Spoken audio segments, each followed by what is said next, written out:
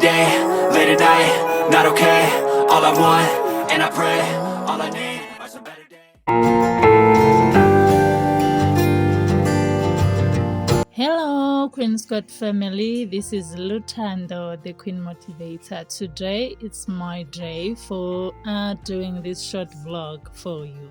So today I'm going to the school for my daughter. It's a prize giving day.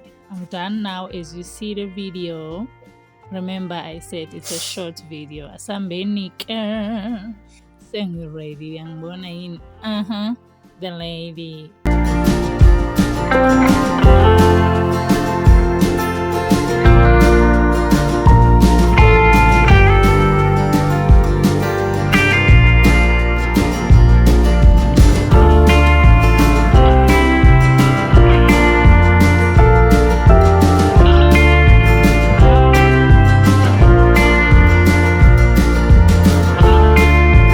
Let's go.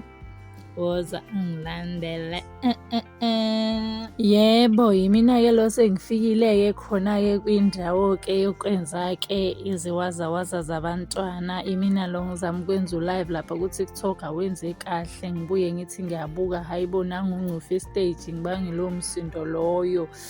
Manje bekukhona no-music-ke guys ngincane i-copyright, that's why ngithi angiyenze as i-vlog kanjena nje uba ngise nginichazela-ke.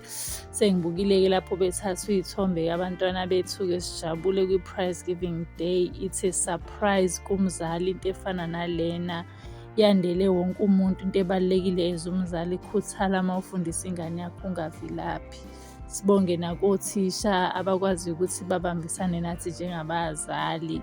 Ngithi nje keep it up the good work bazali nani bothisha kuze kube nokuthula. Nkosi yami ingane zethu zazama mangithi ayibuyabizwa futhi okwesibili laphayana seyothola i-trophy. Oh my God, that was a nice wonderful thing happened to my daughter because umntanami ungene kanzima esikoleni nangu-ke ngcofuza kamama yoyo. Sesibuyile-ke Nkosi yami, uyashutha laphayana usisi wakhe ngathi ayibongeke woza nawe uzongena sisi wakhe ubonakala ukuthi wawukhona ngosuku lomntwana. Bye guys, subscribe, like and share, a positive comment. Ciao.